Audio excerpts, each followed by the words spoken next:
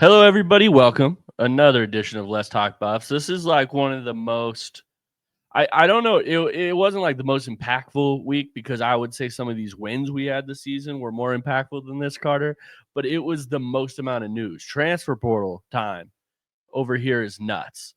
Just to give everyone a rundown of what we're going to talk about today, because I want to do that so you guys could switch to what part you guys want to go to or whatever. We're going to talk a little about the Alamo Bowl, who they got paired up with, everything like that.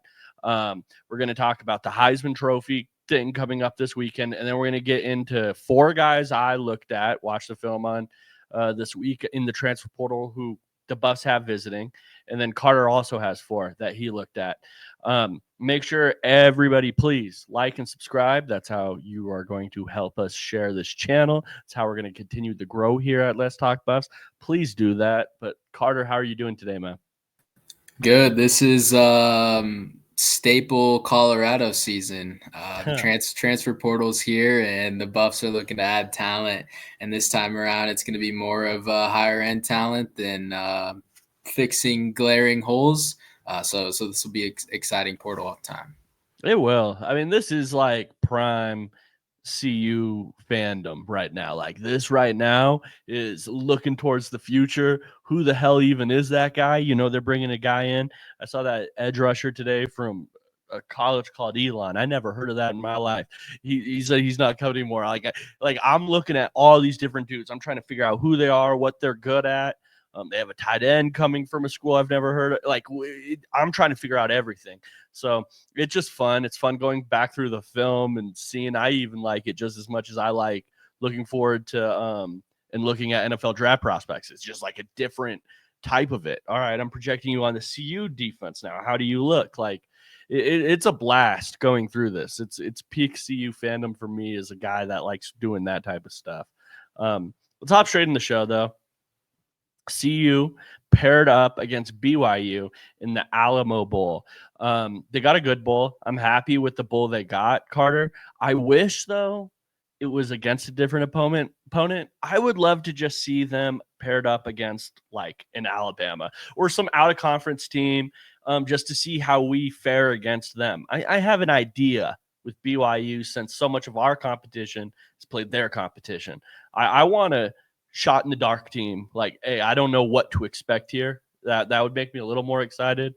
But hey, we're here. Dion promised Peggy a bowl. We're in a bowl, and it's a good bowl. So not much to complain about. How are you feeling? Yeah, we're going bowling at least. It does suck that we're still affiliated with the Pac-12 and have to do all this Big 12 versus Big 12. I was really hoping for that Holiday Bowl versus Miami. That one would have been real fun. Getting that Shador versus Cam Ward matchup with the select QB ties there. That Yeah. one would have been just a shootout. I mean, those two would be balling. I expect Shador to have some fun in the Alamo Bowl, and I think they should get a pretty big win over BYU. They're just going to be out there having fun, though. I'm gonna be interested if select QB that whole thing's still around now that Julian's in town. That's something maybe to watch out for if you like the I don't know if you like looking a little deeper into the Buffs program. What's going to happen with that? I hope he is. I mean, his resume speaks for himself this last year. I really hope he is, but something to pay attention to. Yeah, I mean, I think we covered that. Honestly, like I do just wish it was against Miami or one of these other teams at the end of the day. For me, do you have a winner in this off the bat? Do you have a team that's going to win, Carter? Yeah, I think Colorado will get this one. I think BYU's really kind of fallen off the cliff towards the end of the season. You never really know what happens, though. I saw Rick George talking about how Colorado needs to show out fan wise in the Alamo Dome, and I think BYU fans will too. So it'll be a fun game to watch. But I do think the Buffs will get the dub. There's no way they go out with this era with a loss, right? With Shador and Travis, this is their last game with Coach Prime. There's no way they go out with an L. I think the same. I have Colorado winning this one. We've both come on here and said it for a while. the losses Colorado has had this year, I still think they're the better football team. I really do. And I'm not just saying that. If you guys have watched any of my Broncos stuff, I'm critical. Like, I'm not the guy that is like, oh, fandom hat on all the time. Like, I think Colorado is the most talented team in the Big 12. I don't necessarily think it's close, just talent wise. If I'm looking at player for player across the board, Colorado's super talented. They should go in there and win this game, especially now that, hey, Coach Prime has let us know that Shador and Travis are going to play. All of these guys on the team are expected to play. No one's sitting out for the NFL draft thing, according to Coach Prime. He expects them to be out there. If that's the case, yeah, they should win. This isn't Florida State last year. No, yeah, we're gonna have all our guys out there. It's pretty much just gonna be a glorified going away party for all these people, Cam and Jimmy and Travis and Shador, and I don't know BYU's situation, how many guys they had go in the portal or what their roster is gonna look like in 2 weeks, because that game isn't until December 28th. So it's tough to say who you're going up against with, but BYU doesn't have any crazy studs like Travis Hunter, who is deciding to play in this game. Yeah, after that basketball commitment they had this last week, the number one player, I'm going to just straight out. I mean, hey, they're a basketball school. That's what I'm going to start calling them from now on. BYU, it's a basketball school. I don't even really have to take them serious. It's just how I'm feeling right now. There's a ton of Big 12 schools you could say that for. Kansas, all these schools. Yeah, that needs to be something we say more. We just need to throw it back like, hey, you're a basketball school. I think we just need to start doing that as football fans here. Anyways, past that, or I guess earlier than that, the Heisman Trophy ceremony is this weekend. I think it's a two-man race. It is at this point. It's Travis Hunter and Ashton Jeanty from Boise State. One thing I do want to say about this, off the top, Carter, is when somebody has to diminish. So if I have to diminish one guy to make a case for my guy, I probably just don't have a great case. And that's how it's starting to feel a lot with this Boise State thing, especially these Boise fans. I mean, it's getting a little ridiculous, this whole snap count thing. I don't know if people are just like casuals or they're just dumb, because that's how I feel right now. That, like, it's not making any sense. You can't sit there and tell me Travis Hunter is only going the Heisman, or he's a mid wide receiver and a mid corner, and we're giving him the trophy because of the amount of snaps he plays. No, he's the number one player in this upcoming NFL draft. We've all come to the consensus of that, right? We've all come to the consensus of, hey, at the very minimum, he's a top 3 player. Yet no one has decided what position he's playing yet. Is that not telling? It's crazy that people think this is normal, like the snap. Like, they're just like, oh, he's a snap merchant. Like, when's the last time we've seen a snap merchant? Like, there's no such thing as a snap merchant. No. The guy is the focal point for either side of the ball. You game plan around Travis Hunter. And then when he's on defense, you don't throw to that side of the field. You don't look at that side of the field. He's the best player in college football. The award goes to the best player in college football. But I do agree with you. I hate how this race has closed with just Boise State tearing down Travis. You see it a lot more with Boise State compared to Colorado.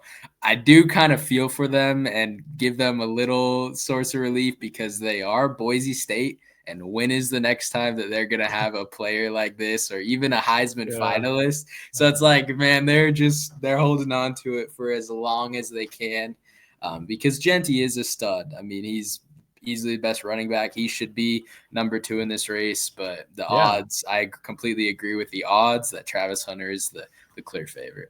Yeah, and I'm not even going to diminish, like I said, if you have to diminish one player to prop up the other, you really don't have a case. I'm not going to come on here and diminish Ashton Jeanty's year at all. Phenomenal year. I would come on here sounding like a complete idiot talking about Ashton Jeanty doesn't deserve this award. He deserves it. It just so happens that this is a great race, and you have a guy that is like all-time status. That's my case. Right? It's that Travis Hunter is just that special, that he's beating a guy that I think is probably deserving it in plenty of other years, if not the majority of other years. He's phenomenal. I mean, as a Broncos fan, I hope Ashton Genty is a Bronco next year. I would lose my mind. I'd be so excited. He carried that Boise State team. He was really their whole offense in a lot of ways. People want to credit some of their passing stuff. No, their passing stuff works because they have a guy back there that you're worried about getting the ball 40 times a game, and he's going to tear off 250 yards on you.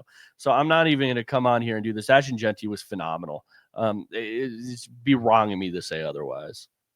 Yeah, absolutely. And I would love to see him run all over a team in the college football playoff and make a little statement there, depending on who they get, because they did end up with that first round bye. But the Heisman will be settled Saturday, so no more games left for either of these candidates, and the other two, Cam Ward. One more thing on this. Yeah, go. Shador is better than Dylan Gabriel. He is better statistically. I literally think they didn't want two buffs in New York.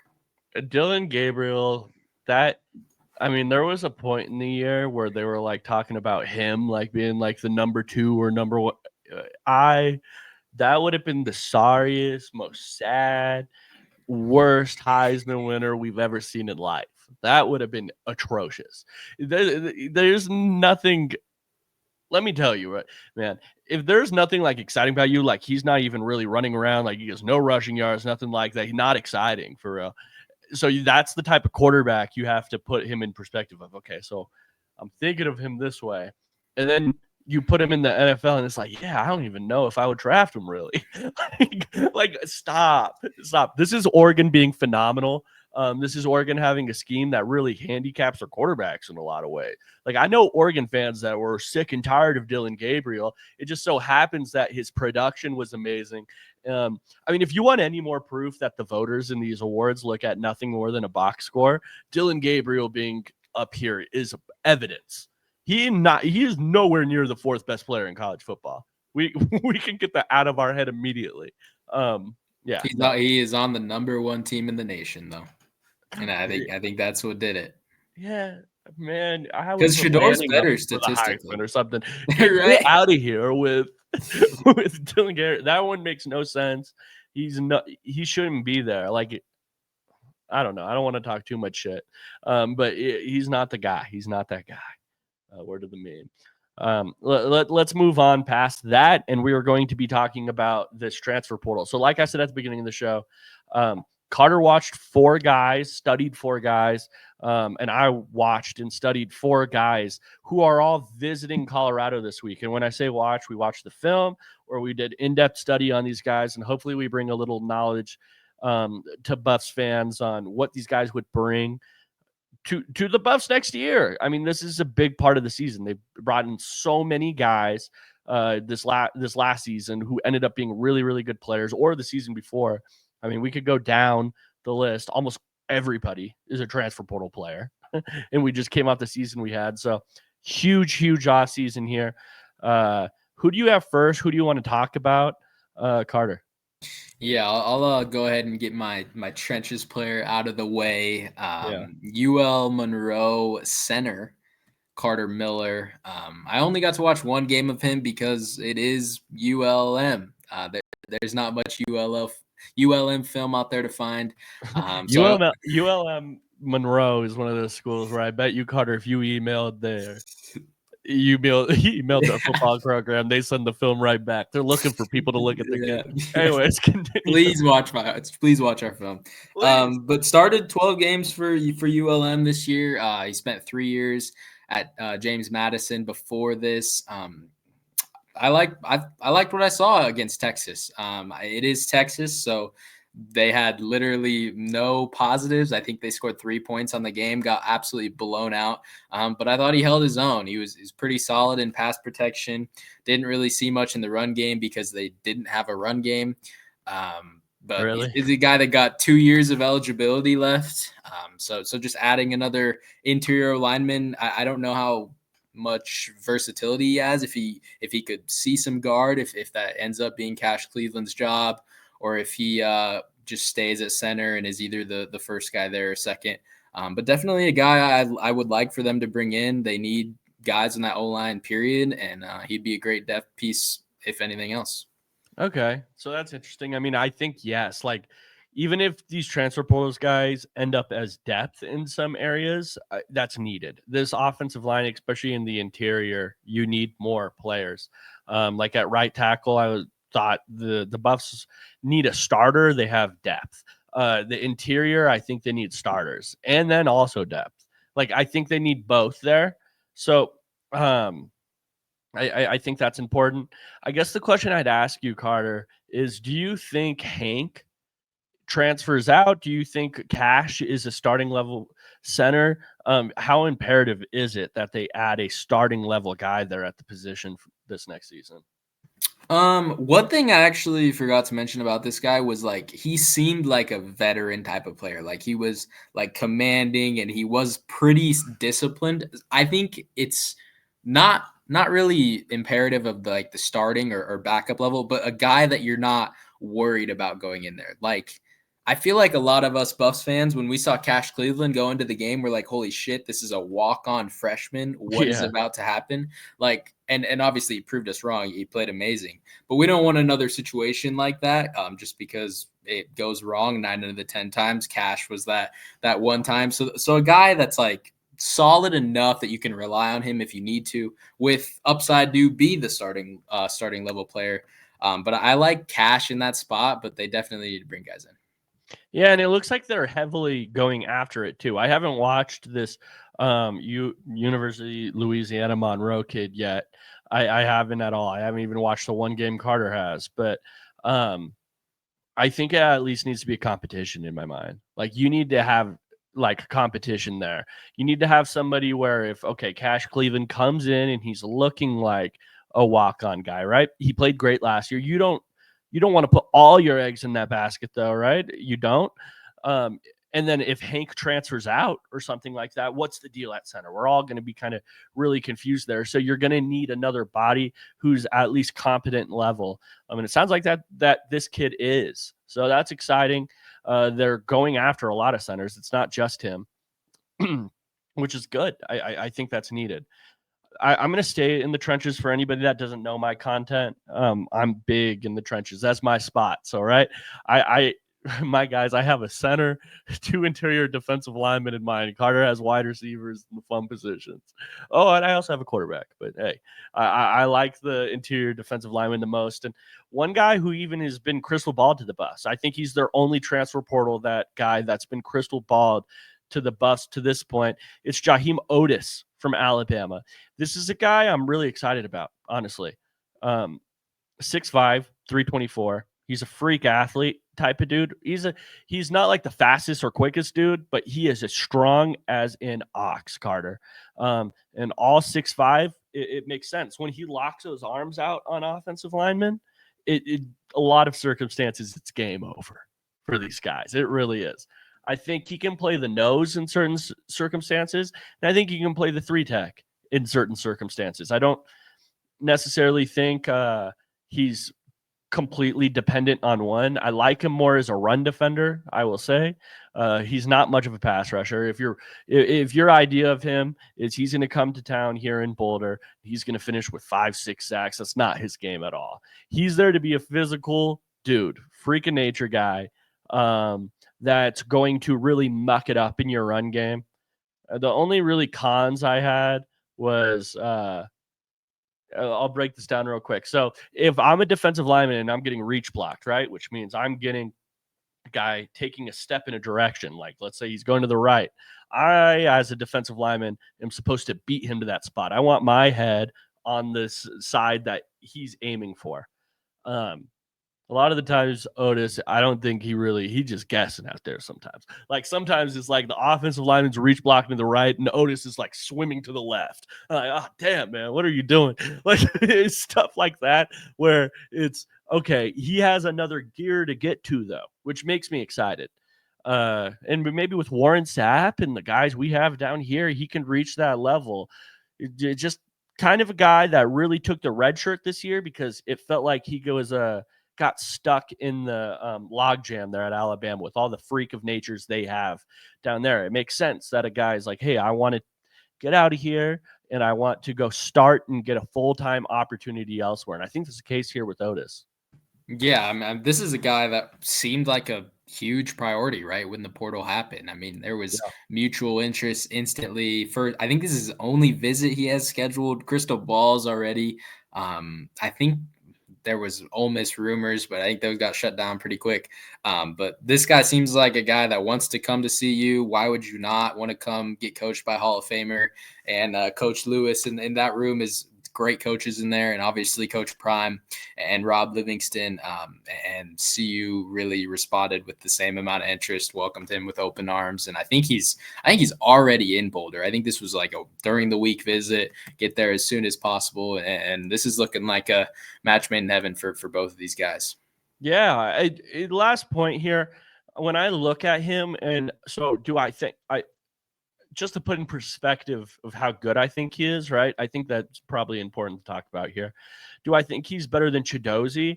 Maybe not, but do I think he's better than Shane Cokes? Yes, I do. Like that's the level I have him at, starting caliber guy, and then he can become better than Chidozie, right? I think he has more natural ability than Chidozie has.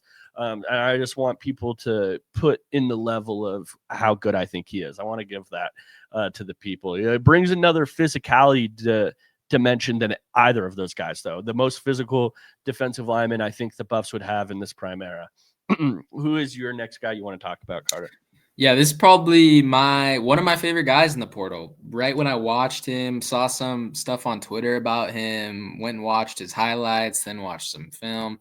Is Tulsa wide receiver transfer Joseph Williams. Yep. This guy, I went and looked at the stats. Didn't get many games or didn't get much action at the start of the year, but towards the end of the year started coming along great. Had a 3-touchdown game versus Eastern Carolina, and you watch those touchdowns. I mean, they're like all just crazy jump balls. He's just putting on a show. I mean, catches everywhere. Super good jump ball guy.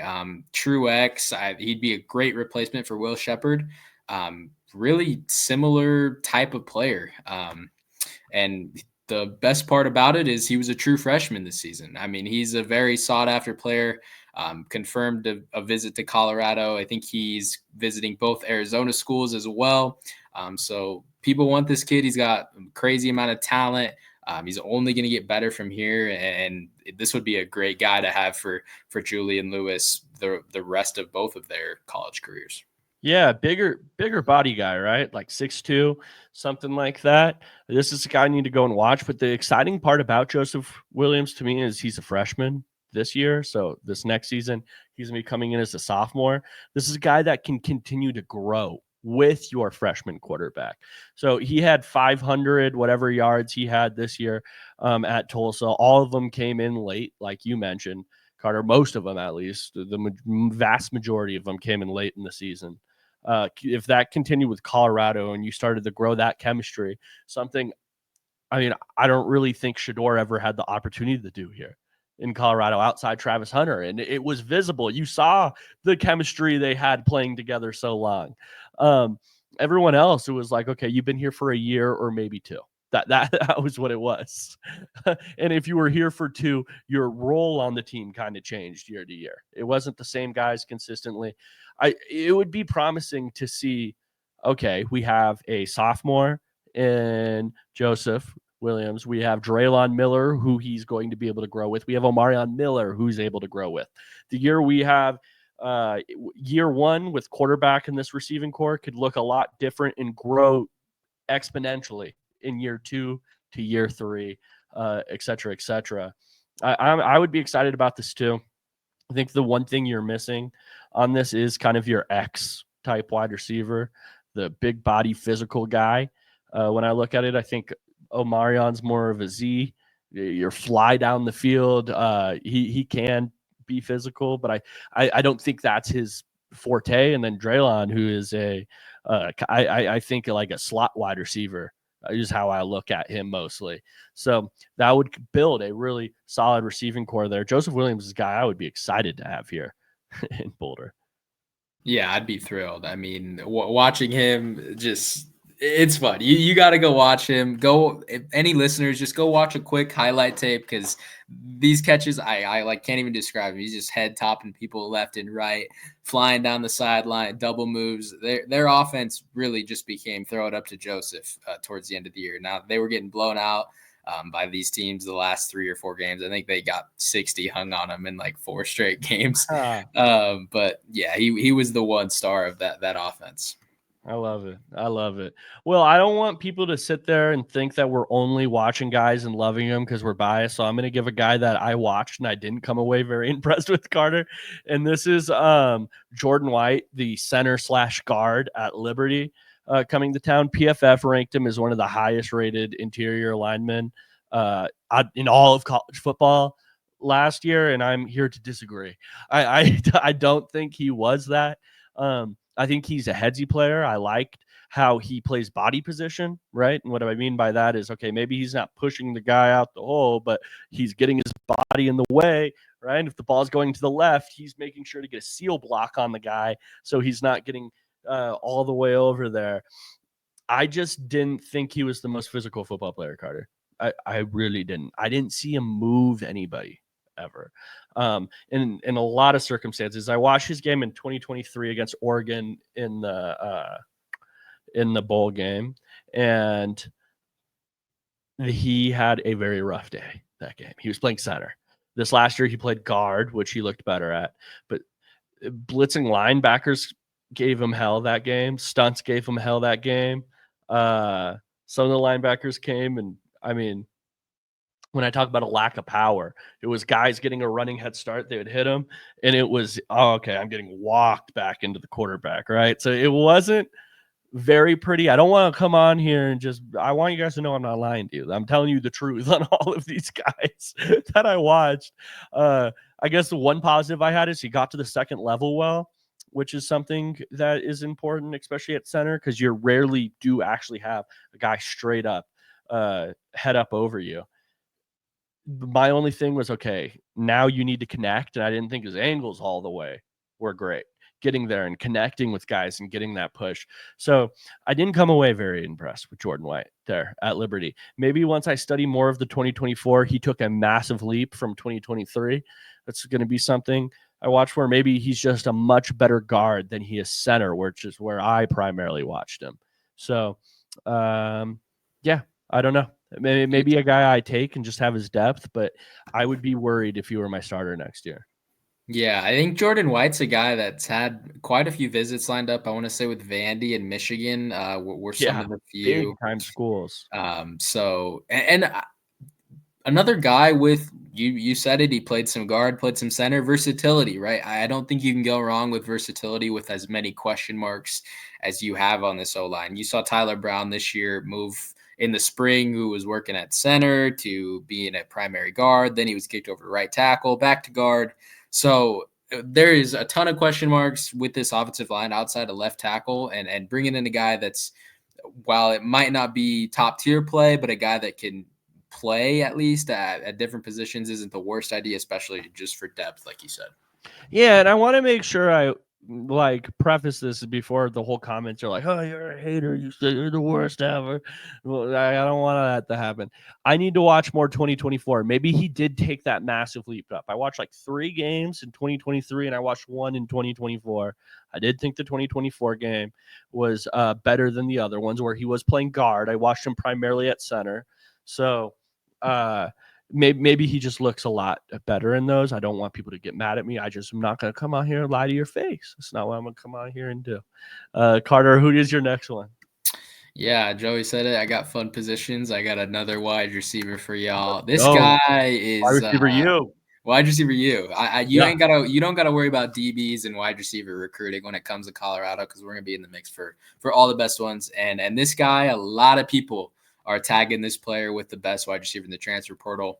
Super similar career projection, college career wise, as LeJounte Wester. This guy is playing at FIU.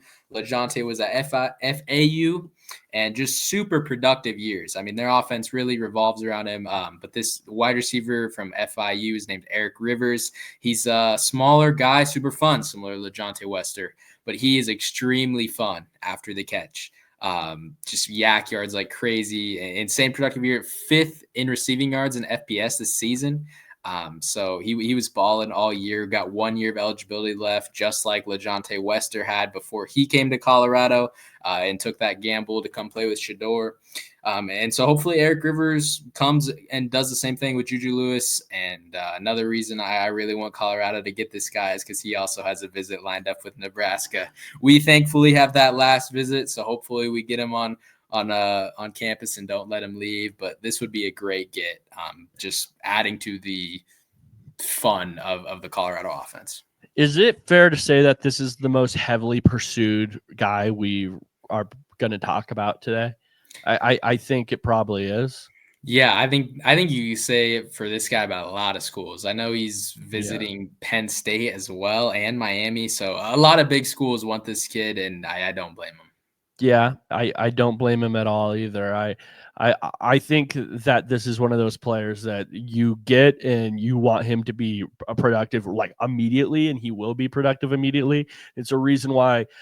I mean, I saw that he's posted that picture of all the schools that talked to him, and I was like, Jesus Christ, like there's teams on here. This isn't just like a few really good teams. This is like everybody's on this thing. They all want him. So CU has some serious competition here, and he has a visit coming up too. I think his visit is scheduled for December 21st, 22nd. Let me. I know Hayes posted it. I'll go find it. No, all good. I mean, as long as we have one, that puts us in good, at least proximity. Like if he makes it to Boulder for a talk, anything could happen at that point. We all know how Prime is, how charismatic he is, all the things that he can say to recruit a kid down here. That could be big time. This is one of those ones though where it's so competitive that I'm not sitting there like I am Otis or even the center or the center you talked about, where it's like, yeah, I think we have a really great shot at this one. This one's more competitive. Yeah, so he's got 4 visits locked in right now. It looks like tomorrow and the following day he'll be in Miami. Then he'll take a trip to Lincoln to visit Nebraska, then Penn State, and then he ends off his 4 visits on December 21st and 22nd up in Boulder. Someone let him know Dylan Rival is not Patrick Mahomes. He does a lot of that. He's not him though. You can't do that. He's not the same guy. Yeah, I hope we steal him from Nebraska just for the fact that he's visiting Nebraska. It's one of those things where I know both fan bases are going to be talking a lot of shit. No matter who lands them there. This is the big one. This is one that I think you would have to maybe put the most NIL money in as well if you're the Buffs, probably. And this is a guy that probably is looking at the league. So he's looking at who's going to give him his most productive year this next year. Maybe not even caring as much about the school, where I want to live for the year. It's probably prominent in his mind. Where am I going to go this next season and have the most production possible? Who's going to throw me the ball the most? Which one of y'all? And I'm sure that's huge on his mind. I'm going back to the trenches. I'm going to Gabriel Lightfoot from Fresno State, interior defensive lineman. Carly, they list him at 6'3", 300. When I watched him, I wouldn't be shocked if he were actually a little shorter than 6'3", and then also weighed a little more than 300.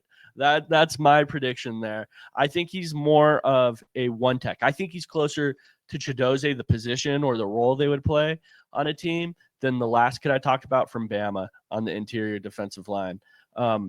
He's really good at taking double teams. He's really good at mucking it up. He plays one. So if a double team's coming, he plays the one guy really good instead of being like, I see so many college defensive linemen try to run through both of them. It's like, that's not the way to do it. You're going to get your ass handed to you. You cannot take on 2 offensive linemen. Does a great job at handling one and just trying to deal with the chip from the other until it's time to, all right, I'm back in my hole and I'm shedding this guy and making the tackle. So really good at taking double teams. Gap control is really good. He's going to be another guy that brings a different dimension of physicality to this football team. I think Colorado has a really good shot at landing this Lightfoot kid and the Otis kid from Bama, from everything I've read. If they landed both of these guys, and then they still have McNeil, or yeah, they still have Aleem right there. I would say that this defensive line has a really good shot at being better than last season's defensive line. And I especially think so in the run if they landed both these guys. I guess the only negatives I would have is don't expect this guy to be a rusher, just like the last guy said. He's not going to go out there and get you 2 sacks in a game. It's not what he's out there for. He might get a push in the pocket. Like I said, I think he's shorter than what he is, so his reach isn't the greatest. He's more of a body guy, and he's just not very explosive. He's there to take on doubles, and he's going to control the gap. That's what he's there for. Shut a guy and then make a tackle from there. He's better than Barnes, though, I think. I think he's put it in perspective. I do think he's better than Barnes. Barnes, to me, is a guy that's out there to literally just control the gap. He's not going to make the tackle. He's out there to be big and take up the space right in the middle. That's Barnes' role. I think this other kid here, Lightfoot from Fresno State, is better than that, and I would be all over him if you were down to come to Boulder.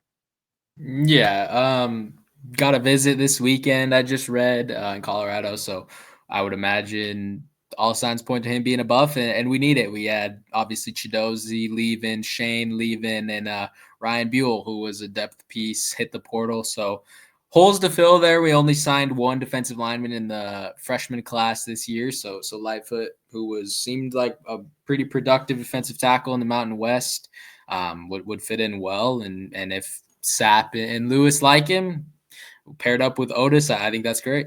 Yeah. Yep. And then and then we also have our twitchy guy already at the school who I think is a better pass rusher than both these guys. I think both of them all of the three of the guys complement each other well. So I would be down for that massively. And then one more for you, right? Yeah, I got one more. I think this name is probably the one that every Buffs fan has heard of because of all the connections. This is Alabama true freshman transfer wide receiver / tight end Caleb Odom. The reason I say that is because he played high school ball with Julian Lewis at 5-star kid, right? Carrollton, former 5-star in the class of 2024. I watched the game against Mercer because obviously he's a true freshman at Bama. There can only be one Ryan Williams, so they got to be blowing a team out for him to get some playing time. But he was on the field pretty early against Mercer. He almost had a crazy touchdown, a little too out of his reach. I think he could have had it if he made an amazing play. But Bama lined him up everywhere. He was in the slot. He was outside blocking. He was doing everything. And I think there's a pretty clear role here for Odom. He's similar to a kind of a Kyle Pitts where he's more of a receiving threat than anything. But I do think they need to focus him more at tight end and not. I wouldn't expect him to line up like outside as much as they saw him at Bama. I think Bama viewed him more as a receiver than Colorado would right now. And but this would be an awesome get and a really fun one, and just good relationship for a true freshman quarterback to have, a guy who he knows really well from high school. Yeah, the high school connection's huge. I think that gives the Buffs a massive recruiting edge up on these other schools. And he's another guy that's highly sought after. And I think everyone kind of has a different role in mind for him. He's big for a wide receiver, huge for a wide receiver, and he's small for a tight end. The way I would look at him, just looking at how he's built, I think it's like 6'5", 230. 232 or something like you that. You nailed it. 6'5", 227. 227. Okay. Is think of, like you said, Kyle Pitts. Think of if you're an NFL fan or if you watch Clemson when Trevor Lawrence and Deshaun Watson, Evan Ingram, right? I would look at that type of role. So, both those guys are labeled as tight ends, but they really blur the lines on what they actually are because we don't fucking know what they are. Like they're doing a little of everything. Really, the way I would put it is, okay, they're a move player is how I would describe it. They're playing a lot of different areas and primarily like a big slot type of role for these guys, where they're able to work the middle of the field, where their big bodies play such a prominent role, can take a hit over the middle of the field, catch the ball. But it's a mismatch nightmare because is the safety defending me? Is the linebacker defending me? What's the case here in that big slot area? I think that's how I would look at him. And him and Julian already having that connection is massive for me. Being a former 5-star kid, I want to repeat that again. Went to Bama, and it wasn't like he was a bum out there either. He was a true freshman getting playing time every once in a while, which at a school like Alabama is a big deal. True freshmen don't always get playing time at Alabama. I'm sorry. So that was cool to see, and I hope he's down here. This is one of those kids that I could see blossom and become a big name in Boulder. Yeah, this will be a fun one if he does end up in Boulder, watching the connection between him and Juju and well off, and just following their relationship. Um, but I mean, this guy's Well, two it'll be fun. 2 years older than Juju. So I mean, immediately hitting the portal and wanting to come play for his former high school quarterback. It's not like they were in the same class. That relationship has got to be strong, especially with that age difference. So I really like the Buffs for this one. I think it makes sense for both sides because we desperately need some tight ends. I know they're heavily after a lot of tight ends, and this would be one I'd be pretty excited about. Yep. That's a huge one, by the way. I mean, CU needs tight ends and those type of unique skill sets more than you could ever imagine. I would just love to have him motioning around my offense and cracking guys if I have to have it. Or that's just something like with LeJontay Wester as your or Jimmy Horn as your primary slot last year. You could never do that. It was like, all right, we are in a spread. That's what we are. The offense is kind of stagnant or static is the word I'm looking for, where there's not a lot of motion because this is what we have going on right here. This is our formation. This is what we have to come out in. It gives them a unique type of, I don't know, body type, I guess, to be able to implement and use in ways that you couldn't use these smaller players.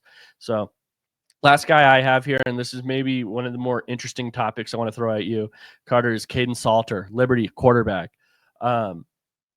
Do you think the Buffs, before I even get into this, do you think the Buffs need a quarterback in the transfer portal? Yes. Do you want an explanation or just a one-word answer? Give me an explanation. I think you have to, right? I think you need some insurance there if it goes wrong with a younger true freshman quarterback. I don't think you'd be super confident in rolling Ryan Staub out there. So I think you needed to bring in a veteran type of guy that has a lot of college starts, and Caden Salter does. I mean, he played a ton at Liberty. Last year wasn't as good as he'd hoped, I'm pretty sure, as much as 2023 was, but this is a guy that people have interest in. I know Syracuse, who is a QB, it's a solid destination for QBs after what they turned Kyle McCord into and had a pretty successful year. I know Florida State was in the mix for him, but they ended up with Thomas Castellanos from BC. But yeah, I think they need to add a transfer portal quarterback just as some insurance. I would still expect Julian to be the starter no matter what, but that insurance definitely be nice. Yeah, I think I 1000% agree with you. I think it's important to add a quarterback because I think the worst thing you can do, and it would be doing a disservice to the kid, and Julian Lewis is who I'm speaking about, is if he's not ready, you play him and then bench him later. That would be the worst thing you could possibly do. So if you go into this and you have a quarterback that's serviceable and it's like, hey, I'm not ready to throw in. Julian's not ready. Okay, we at least have a guy that can beat him out and be competent during that. Like, I think it's important in that facet that they do go get themselves a guy that's at least competent. I'm not saying Staub is the worst. I'm not saying all these other guys, but if it came down to it in a spring practice, I don't know, battle, I think Julian Lewis can beat out Staub and still be bad. It's what I'm trying to say. So, like, you know what I mean? So I at least want competent play out there for my quarterback, because if you bench to Julian Lewis in the middle of the year, now you got to sit there and worry about his confidence. One, you got to worry about if he's hitting the portal. Two, you got to worry about a lot of that type of stuff. And I don't think the Buffs want to do that. So yes, I totally agree. Now my thing with Caden Salter, he's 6'1", 195. He's a freak athlete. First thing I want to say, he's a guy that I wouldn't be shocked, a legitimate 4.4 athlete at quarterback. Had 1,000 yards rushing in 2023. Like, that type of rusher. He threw like 33 touchdowns too in 2023. When you look at his numbers that year, it was almost 3,000 yards passing. It was a shit ton of passing touchdowns. It was only to 6 interceptions. Then he also gave you 1,000 yards rushing to go along with it. So bonkers numbers in 2023. Now, when you go to 2024, this prior season, numbers kind of cut in half almost across the board, except for interceptions was the same. And I was confused by it because started digging in more to the analytics of the whole situation. I actually had Zach Seegers, shout out to Zach Seegers, the stat man, look into it. And it does feel like the stats would indicate when you dig deeper into the advanced stats, which tell you that it wasn't necessarily that he played a ton worse. It was that the talent around him went away massively. Liberty had their number one wide receiver go to LSU this last year. That obviously affected things. Like his drop rate almost tripled. It went from 5% to 12%. And then if you look at his yards per catch numbers, which is a wide receiver stat, it went down dramatically too. And if you were to put the same numbers that he had the year prior into this season, I think his production, when you add it all up, would be very similar to what it was the year before. Now, I do also have my concerns here because I looked at the stats first and I was like, oh my God, if we could get this guy, this could be a gem. Now I went and watched the film, and the film told me a little bit of a different story. I started to wonder, okay, was the talent carrying him, or was the in 2023, or what was the deal there? Because Liberty's offense is super gimmicky. If I have to see another one of those like orbit screens where the guy's running behind the backfield and running a screen to the other side, I'm going to lose my mind. It was like a lot of that. It was RPOs, it was screens, in traditional option. That is what their offense rotates around. It might even be an RPO, right? That turns into me running an traditional option on the other side. It was a lot of crazy, funky, you're looking over here, I'm actually over here type plays. It was that type of offense. Not a lot of straight drop back, but hey, it's a guy that's played for a long time. He's had a shit ton of production, and he has all the tools of the world. Rocket for an arm, runs a 4.4. It's just, I don't know. Man, the issue is I'm spoiled with Shedeur. If you want to know the issue, I'm spoiled with Shedeur. I'm sitting there looking at a quarterback. I want to see him play point guard out there, and I don't necessarily think that's Salter. Look, I think this one makes sense for both sides, CU and Salter. I think if you're Salter, you're looking at a younger true freshman coming in. You're like, yeah, I can beat out a true freshman, right? Colorado's a great place to play if you want eyes on your name, and a guy like Salter, who was probably looking at the draft as a hopeful, would make sense there. And if you're CU, with all the strength you just talked about, right, being able to run with the rocket arm, with all the RPO, the screens, if something did go wrong with Julian, it sounds like you could easily play to Salter's strengths if you're Shermer. We know how much Shermer loves a screen, right? We know it. Using Draylon and using those RPOs, it would make a lot of sense for this type of player to be your insurance. So it wouldn't be a polar opposite, because I do think naturally Julian's a much better runner than Shedeur. And I think you're going to have a lot of those RPOs as just an easier part of the offense for a true freshman quarterback. So I think like it kind of matches and meshes well if this guy is your insurance plan. I don't disagree with that. I honestly don't think the offense would have to look dramatically different. I've seen a lot of people say like with Salter, the offense is going to be dramatically different. I think really the main thing is very similar spread type deal CU is running, but with more option. I think it's just a lot more important if you have this guy a quarterback that, and it's going to be the same thing with Julian. I could say the same thing. Then this last season that you have a run game and you're able to stay in front of the sticks, because I think for both of them, your true freshman quarterback or Salter, you're going to want to limit those true drop back, we're in third and long situations. That's all. I mean, for anyone that watches NFL, my whole thing with Salter was like, okay, if I were to sit there and think about how I'm building a successful team around him, be similar to what I saw early in the year with the Steelers with Justin Fields. That's what I was sitting there thinking. Like, okay, I'm going to run him. I'm going to run him into the ground in a lot of circumstances. We're going to throw bombs off of that because I don't want it to be. He has wow throws too sometimes. He really does. But I think that's just kind of the offense I would do. He's not an anticipatory thrower. He's a see it and throw it guy. But there's still a lot to like there. So I don't know. I go back and forth. My end thing after watching him was that I'm spoiled right now with Shedeur. I'm going to miss him greatly. As are we all, man. We're going to miss him, and we're going to miss that Heisman. Yep. Well, guys, I hope you enjoyed this. 50-minute episode. I think this might be one of our longest in Let's Talk Buffs history. Here's one thing you guys can do. If you've made it this far, message either of us on Twitter. Carter, what's your Twitter? Carter Dillon FB for football. Okay, and then you can do mine's at LTB_Joey. If you guys want us to watch a player, we'll come on here and talk about him for portal time. That's something we'll come on here and do. Or if you just want to talk shop, DM one of us and we'll talk football with you.